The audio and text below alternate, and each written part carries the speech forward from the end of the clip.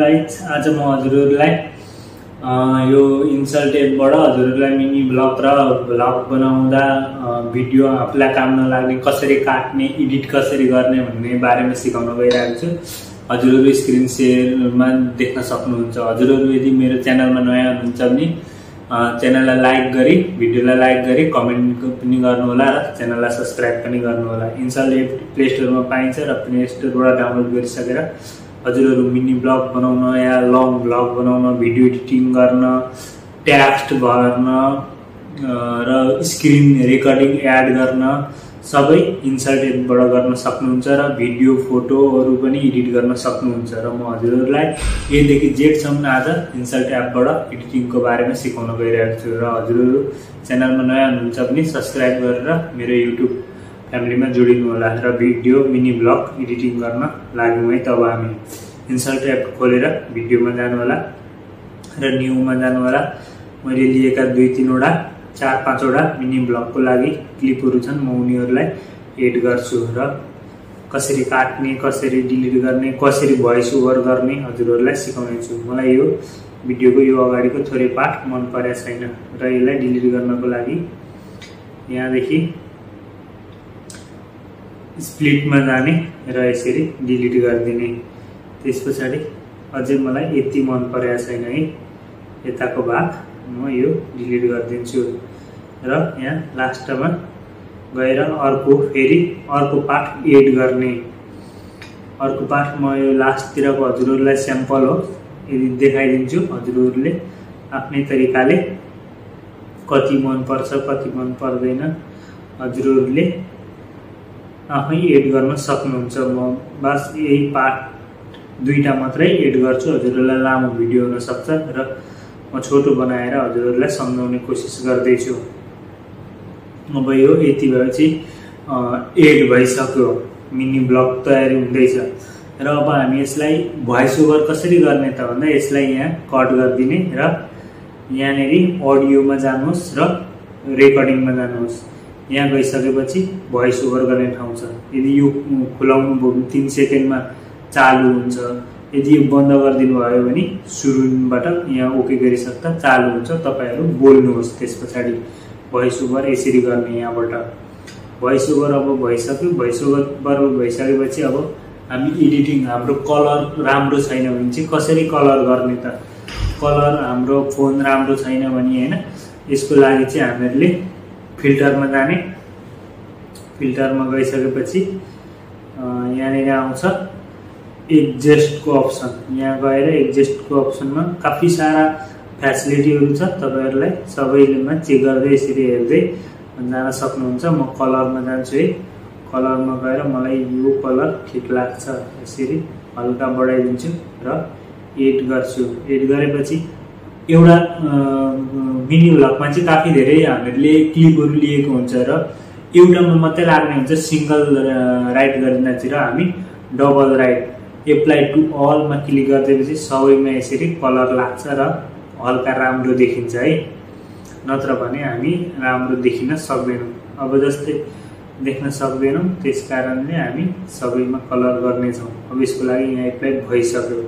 अब हामी इफेक्ट लगाउँदा यहाँ देखि छ हैन, हर चीज लगाउन सक्छौं यहाँबाट। अनि हामी स्क्रिन रेकर्डिङ कसरी हाम्रो यो भिडियोमा अहिले मैले यो भिडियो कसरी लगाएको छु त है, यसको लागि PIP मा जाने। PIP मा गएर एड गर्ने। यहाँ गएर एउटा भिडियो आफूले कुन भिडियो एड गर्ने हो, कुन स्क्रिन रेकर्डिङ एड गर्ने हो त्यसलाई यसरी टक्क थिच्ने हैन। त्यसरी थिचिसकेपछि यसरी आउँछ। यसलाई यसरी सार्न पनि सकिन्छ। यहाँ आइसकेपछि यसलाई यसरी बढाउने। अनि हामीलाई यदि यसको नचाहिने पार्ट छ भने चाहिँ यसरी हामी काट्न पनि सक्छौं। सिफ्टको मद्दतबाट यसरी डिलिट गर्न सक्छौं। अब यसरी राख्न सक्छौं। अब यसलाई जहाँ आफूले यता राख्ने मन छ भने यता राख्नुहोस्, यता राख्ने मन छ भने यता राख्नुहोस्।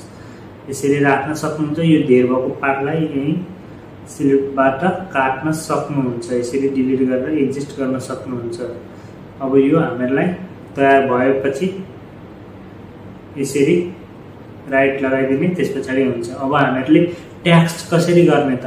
टेक्स्ट पुरा हाम्रो भिडियोमा यसरी तल यो लाइनमा हैन पुरा भिडियो सुरु भएदेखि अन्तिम भएसम्म कसरी बनाउने र बीचमा अर्को ट्याग्स कसरी थप्ने भन्ने बारेमा म भन्न गइरहेको छु। यसको लागि ट्याग्समा जानुहोस् र तपाईले के लेख्ने के भन्ने विचार छ,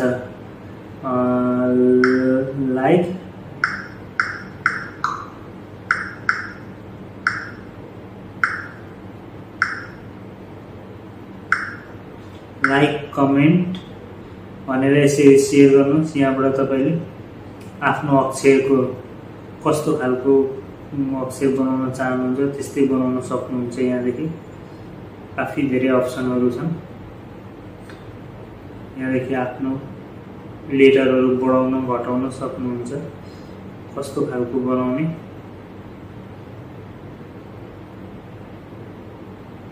कत्रो बनाउने यसरी राख्न सक्नुहुन्छ र यसलाई यो कलरहरू पनि गर्न सक्नुहुन्छ अक्षरलाई। यहाँदेखि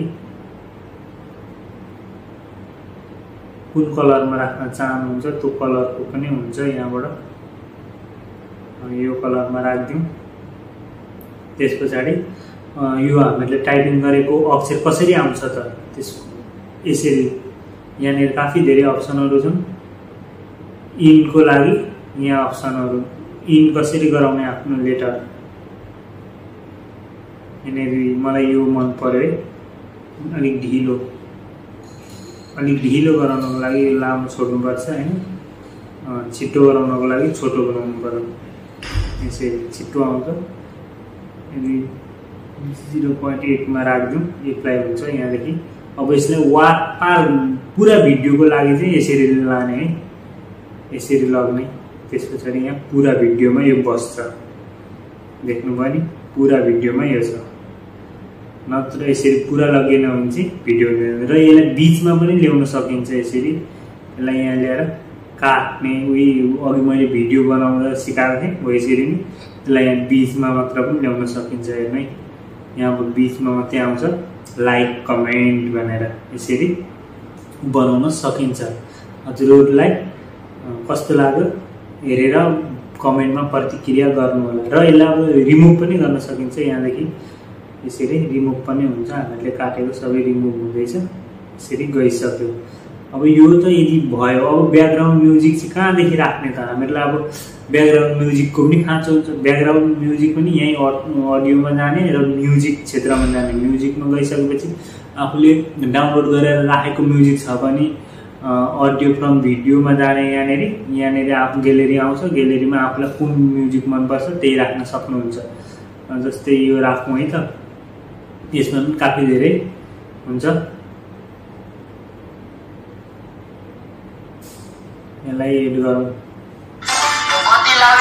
यसलाई धेरै ठुलो साउन्ड बोक्ने यहाँ गएर भोलमबाट आफूले सानो कति ठिक्कको राख्न सकिन्छ। मैले भोइस ओभर गरेको छैन र मेरो भोइस आएको छैन, किनकि भोइस ओभर पनि गर्नुपर्ने हुन्छ। त्यसपछि यहाँ राइट गरिदिएपछि भइहाल्छ। सबै भिडियो बनाउने प्रक्रिया एउटै हो। मैले पहिला जसरी सिकाएँ हजुरहरूले राम्ररी गर्नुभयो भने सबै यहाँ प्रक्रिया छ र सबै प्रक्रिया हुन्छ। र लास्टमा गएर यो भिडियो अब कसरी लाने त ग्यालेरीमा भन्दा यहाँ जाने। त्यसपछि आफूलाई कतिको क्वालिटी मनपर्छ, कतिको राख्ने हो हैन, त्यही अनुसारले राख्ने। मैले अब यसलाई 720 को गरिदिएँ किनकि मेरोमा फोन सानो हो, त्यही भएर ठुलो जाँदैन। त्यस कारणले 720 को क्वालिटी राख्दिएँ। हजुरहरूलाई कस्तो लाग्यो, राम्रो भिडियो लाग्यो भने कमेन्ट पनि गर्नुहोला र च्यानलमा नयाँ हुन्छ भने सब्स्क्राइब गर्नुहोला। हस्त धन्यवाद।